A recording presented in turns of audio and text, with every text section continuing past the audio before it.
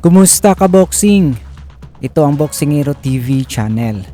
Manny Pacquiao versus Rokia Anpo para sa exhibition fight sa loob ng 3 rounds at 3 minutes bawat isang round. Ginanap sa Super Arena, Saitama, Japan, July 28, 2024. Ito ang bagong laban ni Pacquiao matapos ang kanyang exhibition fight laban kay DQ na taga Korea noong December 11, 2022.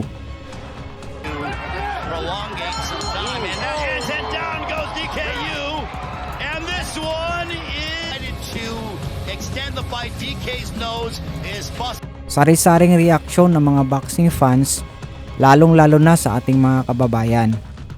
May mga nagsasabing hindi nakakayanin ng ating pambansang kamao na lumaban pa sa boxing. Humina na siya at hindi na kagaya nung kabataan pa. Sabi ng iba, kayang-kaya pa rin ni Pacman makipagsabayan. Sobrang laki lang daw talaga ng Hapon. 6-footer si Anpo, samantalang 5'6" si Pacquiao. Kinumpara din nila ang dating nakalaban ni Pacquiao na si Margarito, kaya kumpiyansang kayang-kayang itong talunin. Pero nakita natin na kahit isang kickboxer si Anpo ay talagang may mabilis na kamao ito. Sobrang bata din na nasa edad na 28. Samantalang ating kababayan ay 45 years old na. Naging maganda pa rin ang resulta ng laban kahit walang idineklarang panalo.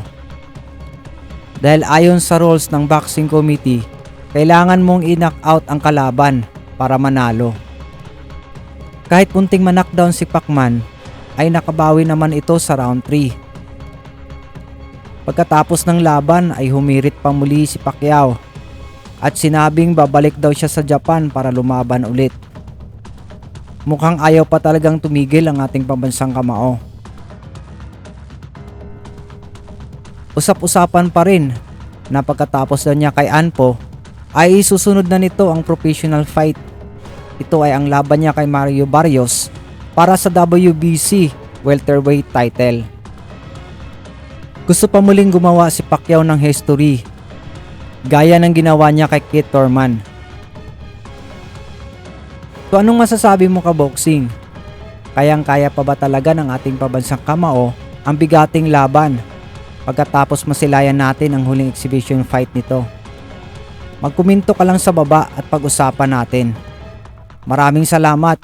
God bless. Kasalanan ng tao sa buong sanlibutan. Panalo ka kapag ang Diyos ang iyong pinagliguran. Lagi kang papatayan, araw man o gabi. Tawagin ang kanyang pangalan, siya yung nasa tabi. Ipikit lang ang mga mata, sabihin ang iyong nais kuman. Dalawang kasalanan, pagsisiya mo ng labis ka. Buong puso at buhay mo italaga. Sa kanya ka magtiwala, napaka